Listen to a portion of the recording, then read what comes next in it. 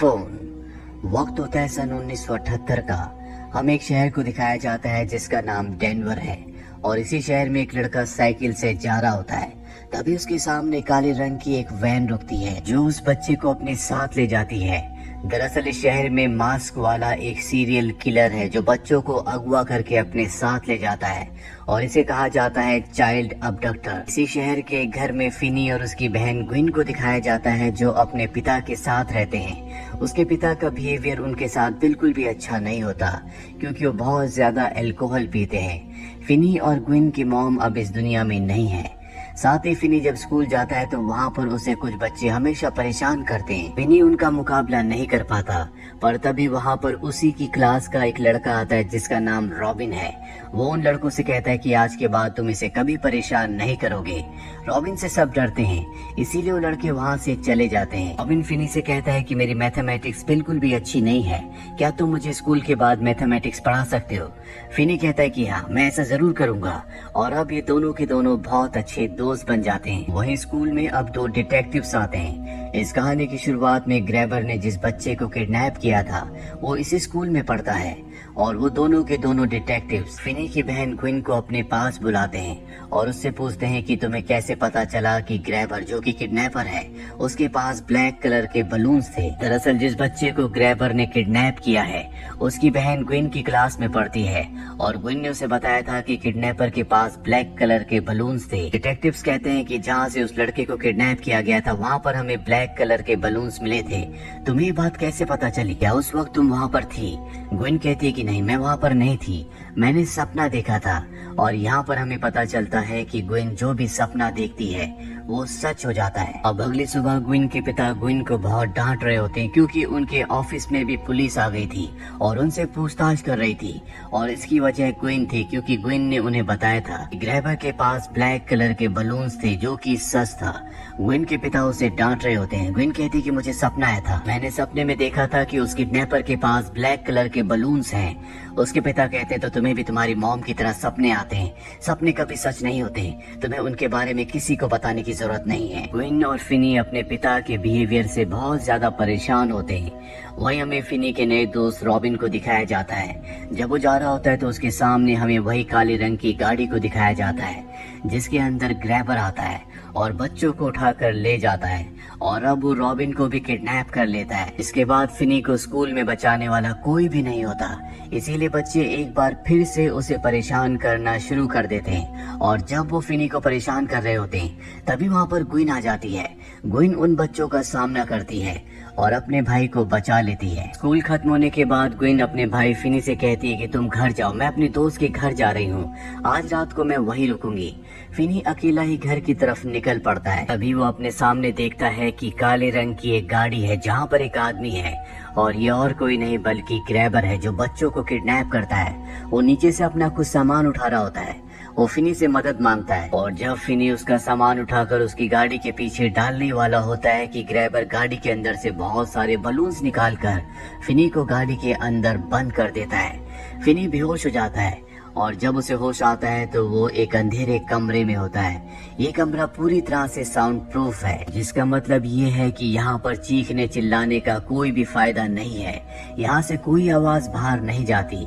और तभी फिनी के सामने ग्रैबर आता है जिसने एक बहुत ही भयानक मास्क पहना होता है। वो फिनी से कहता है कि तुम्हें डरने की जरूरत नहीं है, मैं तुम्हें नहीं मारूंगा, और ये कहकर वो चला जाता है। ग्रैबर के जाने के बाद वो चारों तरफ देखना शुरू कर देता है। दरअसल ये एक बेसमेंट होती है और यहाँ पर उसे एक विंडो, एक टॉयलेट और एक काले रंग का फोन दिखता है। इसके अलावा यहाँ पर कुछ भी नहीं होता। फिनी फोन उठाकर चेक करता है लेकिन वो डेड होता है। फिनी अब यहाँ पर परेशान है, उसे नहीं पता कि वो यहाँ से कैसे निकलेगा। और जब वो वहाँ पर लेटा होता है तभी फोन की घंटी बजती है जिसे सुनकर फिनी हैरान हो जाता है। फोन के पास जाता है और इससे पहले कि वो फोन उठाता फोन की घंटी बंद हो जाती है। यहाँ पर ग्रैबर भी आ जाता है। वो कहता है कि ये फोन काम नहीं करता, मैंने भी एक बार इसकी घंटी सुनी थी लेकिन वो घंटी क्यों बजी मुझे नहीं पता, हो सकता है कि स्टैटिक चार्ज की वजह से घंटी बजी हो। और ये कहकर वो वहाँ से चला जाता है। उसके जाने के बाद एक बार फिर से फोन की घंटी बजती है। तब फिन उस फोन के रिसीवर को उठाता है और दूसरी तरफ से उस बच्चे की आवाज सुनाई देती है जिसे सबसे पहले किडनैप किया गया था, जिसका नाम ब्रूस है। वो फिनी को बताता है कि जमीन में एक टाइल है, तुम उस टाइल को तोड़कर वहाँ से सुरंग बनाकर इस जगह से निकल सकते हो। यहाँ पर सबसे हैरानी वाली बात ये होती है कि जब फोन डेड है तो उसकी घंटी कैसे बजी, लेकिन यहाँ पर फिनी उसकी बात को मानता है और टाइल को तोड़कर वहाँ पर गड्ढा बनाना शुरू कर देता है और गड्ढे से जो भी मिट्टी निकालती है वो उसे कमोड के अंदर फ्लश कर देता है। वहीं दूसरी तरफ हमें दिखाया जाता है कि ग्वेन को एक बार फिर से सपना आता है जिसमें वो अपने भाई फिनी को और ग्रैबर को देखती है। वहीं हमें ग्रैबर को दिखाया जाता है जो फिनी के लिए खाना लेकर आता है और खाना देने के बाद जब वो जाता है तो दरवाजा बंद नहीं होता। इससे पहले कि फिनी दरवाजे से बाहर जाता, एक बार फिर से फोन की बेल बजती है। वो रिसीवर उठाता है और इस बार दूसरी तरफ कोई और लड़का होता है। वो फिनी से बात करता है। दरअसल ये भी उसी के स्कूल में पढ़ता है। फिनी और ये एक दूसरे को जानते हैं, लेकिन उसे फिनी के बारे में अब कुछ भी याद नहीं है। ऐसा ही पहले लड़के ने भी कहा था जिसने फिनी को कहा था कि तुम्हें सुरंग बनानी चाहिए। और जब फिनी अब इस लड़के से बात कर रहा होता है तभी यहाँ पर हमें कुछ बच्चों की आत्माओं को दिखाया जाता है, जिससे हमें समझ में आ जाता है कि ग्रैबर ने सभी बच्चों को पकड़कर मार दिया है और यहाँ पर उन बच्चों की आत्माएं हैं जो फिनी को कॉल करके उसकी मदद करने की कोशिश कर रही हैं। वो फिनी से कहते हैं कि ग्रैबर ने जानबूझकर दरवाजा खोला है, वो चाहता है कि तुम ऊपर जाओ और अगर तुम ऊपर गए तो वो तुम्हें मार डालेगा।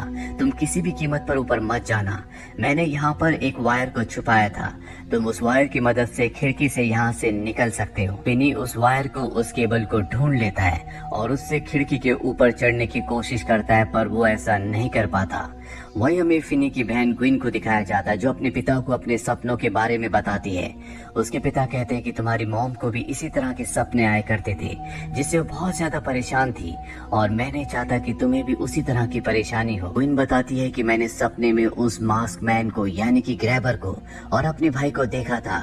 मैंने उस जगह को भी देखा है, हमें उस जगह को ढूंढना चाहिए। ग्विन के डैड भी अपने बेटे फिनी के लिए परेशान होते हैं, इसीलिए वो अपने बेटे के साथ अपने बेटे को ढूंढने के लिए मान जाते हैं। वही डिटेक्टिव्स को दिखाया जाता है जो एक घर में जाते हैं जहाँ पर मैक्स नाम का आदमी अपने भाई के साथ रहता है। मैक्स के पास इन्वेस्टिगेशन करने के लिए डिटेक्टिव्स इसलिए आते हैं क्योंकि ये थोड़ा सा सनकी होता है। मैक्स कहता है कि मुझे पूरा यकीन है कि वो किडनैपर इसी एरिया में रहता है, इसीलिए बच्चे गायब होकर अचानक से यहीं कहीं गायब हो जाते हैं। बहुत इन्वेस्टिगेशन करने के बाद भी डिटेक्टिव्स को कोई क्लू नहीं मिलता और वो इस जगह से चले जाते हैं। और सच्चाई तो ये होती है कि इसी घर के बेसमेंट में फिनी को कैद किया होता है जिसके बारे में मैक्स को नहीं पता होता। मैक्स का जो भाई है वही ग्रैबर है और इस बारे में मैक्स को कोई भी अंदाजा नहीं है। ग्रैबर फिनी के लिए खाना लेकर जाता है और उसे कहता है कि अगर तुमने मुझे अपना नाम बताया तो मैं तुम्हें यहाँ से जाने दूंगा। फिनी जानबूझकर उसे अपना नाम गलत बताता है जिससे ग्रैबर को गुस्सा आता है। ग्रैबर उसके सामने न्यूज़पेपर फेंकता है जिसमें फिनी के गायब होने की, उसके अगवा होने की खबर छपी होती है। ग्रैबर वहाँ से चला जाता है जिसके बाद फिनी को यहाँ पर एक बच्चे की आत्मा दिखती है और तभी एक बार फिर से फोन रिंग होता है और जब वो फोन को उठाता है तो वो आत्मा फोन के जरिए से बताती है कि ग्रैबर ने तुम्हें अभी तक इसलिए नहीं मारा क्योंकि तुमने उसकी गेम नहीं खेली। वो तुम्हारे साथ एक गेम खेल रहा है, अगर तुमने उसके साथ उस गेम को खेला होता तो अब तक वो तुम्हें मार चुका होता। तुम अगर यहाँ से निकलना चाहते हो तो ये सही वक्त है क्योंकि इस वक्त ग्रैबर सो रहा है। ऊपर जो उसने लॉक का पासवर्ड रखा है वो मेरी साइकिल के लॉक का पासवर्ड है जिसे मैंने दीवार पर लिखा हुआ है और जब फिनी वहाँ पर देखता है तो वहाँ पर पासवर्ड लिखा होता है 23317 और अब फिनी धीरे धीरे ऊपर जाने लगता है पर यहाँ पर ग्रैबर का जो डॉग होता है वो भौंकना शुरू कर देता है जिससे ग्रैबर उठ जाता है। हालांकि फिनी घर के बाहर निकल जाता और भागने लगता है लेकिन ग्रैबर उसे पकड़कर एक बार फिर से वापस बेसमेंट में ले आता है, यानी फिनी एक बार फिर से ग्रैबर की कैद में है।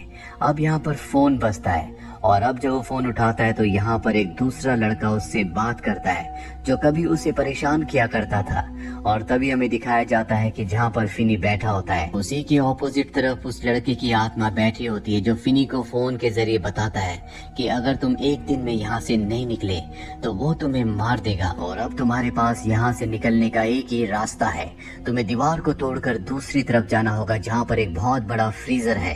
उस फ्रीजर के जरिए तुम यहाँ से भाग सकते हो और वो ऐसे ही करता है। वो दीवार को तोड़कर दूसरी तरफ जाता है जहाँ पर एक बहुत बड़ा फ्रीजर होता है, पर उसकी किस्मत अच्छी नहीं होती क्योंकि फ्रीजर में लॉक लगा होता है। फिनी अब अपनी हर एक कोशिश से पूरी तरह से टूट चुका है। उसे लगता है कि उसकी जिंदगी का अंत आ चुका है। ग्रैबर जल्दी उसे मार देगा, पर एक बार फिर से फोन की घंटी बजती है और जब फिनी फोन के रिसीवर को उठाता है तो दूसरी तरफ से रॉबिन की आवाज आती है। रॉबिन वही लड़का होता है जो स्कूल में उसे दूसरे बच्चों से बचाया करता था। यहाँ पर हमें रॉबिन की आत्मा को भी दिखाया जाता है। रॉबिन की आत्मा उसे कहती है कि तुम्हें हिम्मत नहीं हारनी, तुम्हें लड़ना होगा। इस फोन के रिसीवर के अंदर तुम मिट्टी भर दो जिससे भारी हो जाएगा और इसे तुम हथियार की तरह इस्तेमाल करके दरवाजे को यानी कि फ्रीजर के लॉक को तोड़ सकते हो। वही हमें फिनी की बहन ग्विन को दिखाया जाता है जिसने सपने में ग्रैबर के घर को देख लिया होता है और अब वो अपनी साइकिल से ग्रैबर के घर को शहर में ढूंढना शुरू कर देती है। और तभी उसके सामने उन 5 बच्चों की आत्मा आ जाती है जिन बच्चों को ग्रैबर ने मार दिया है। ग्विन उनकी आत्मा को देखकर गिर जाती है और तभी उसकी नजर सामने वाले घर के नंबर पर जाती है जो होता है 7741 और ये वही घर होता है जिसे उसने अपने सपने में देखा था। इसीलिए जल्दी से घर आकर वो डिटेक्टिव्स को इस बारे में बता देती है। वही हमें ग्रैबर के भाई मैक्स को दिखाया जाता है जिसे अपने भाई पर शक हो जाता है और जब वो नीचे बेसमेंट में जाता है तो वहाँ पर उसे फिनी दिखता है। पर इससे पहले कि मैक्स फिनी को यहाँ से बचा कर ले जाता, पीछे से ग्रैबर अपने भाई को मार देता है और अब वो अपने डॉग को दरवाजे पर बांधकर फिनी को मारने के लिए अंदर आता है। फिनी अपनी जान बचाने के लिए इधर उधर भागता है और तभी ग्रैबर एक गड्ढे के अंदर गिर जाता है जो कि फिनी ने उसके लिए एक ट्रैप बनाया था और अब वो उस गड्ढे के अंदर फंस चुका है। जिसके बाद फिनी टेलीफोन की वायर से उसे मार देता है, पर अभी भी वो बाहर नहीं निकल सकता क्योंकि दरवाजे पर डॉग है जो कि बहुत ही खतरनाक है। वहीं फिनी की बहन ग्विन को दिखाया जाता है जो डिटेक्टिव्स के साथ ग्रैबर के घर पर आ जाती है। ये सब के सब नीचे बेसमेंट में आते हैं जहाँ पर इन्हें बहुत सारे बच्चों की बॉडीज मिलती है जिन्हें ग्रैबर ने मार दिया है। वहीं फिनी बेसमेंट पे होता है लेकिन वहाँ पर अब तक कोई भी डिटेक्टिव नहीं पहुंचा, जिसका मतलब ये है कि ये कोई दूसरी बेसमेंट है। उसके सामने वो खतरनाक डॉग है। फिनी फ्रीज से कुछ मीट के पीसेस निकालता है और डॉग की तरफ फेंकता है जिससे डॉग रास्ता छोड़ देता है। वो ऊपर आता है, उसे पासवर्ड पता होता है और पासवर्ड से दरवाजा खोलकर वो बाहर आ जाता है। हमें दिखाया जाता है कि बाहर पुलिस की डिटेक्टिव्स की गाड़ियां हैं जिन्हें बेसमेंट में बच्चों की बॉडीज मिली थी और यहाँ पर पता चलता है कि ग्रैबर के 2 घर थे जो कि आमने सामने थे। एक घर में वो बच्चों को किडनैप करके रखता था और दूसरे घर के बेसमेंट में वो बच्चों की बॉडीज को दफनाता था। और अब पूरे के पूरे रहस्य का पर्दा फाश हो चुका है। फिनी और ग्विन के पिता अपने बच्चों से माफी मांगते हैं और उनके साथ अच्छा बर्ताव करने का वादा करते हैं। अगली सुबह दिखाया जाता है जब फिनी अपने स्कूल में जाता है। अब वो पूरी तरह से बदल चुका है। वो पहले वाला फिनी नहीं रहा जो कि डरा करता था। सब बच्चे उसे देख रहे होते हैं क्योंकि ग्रैबर को मारकर उसकी कैद से आजाद होकर वो अब बहुत ज्यादा फेमस हो चुका है। इसीलिए कहा जाता है कि डर के आगे जीत है। इसी के साथ ये फिल्म, ये कहानी यहीं पर खत्म हो जाती है। ये फिल्म ईयर 2021 में रिलीज हुई थी। IMDb पर इसकी रेटिंग है 7। उम्मीद करते हैं कि ये कहानी आपको पसंद आई होगी।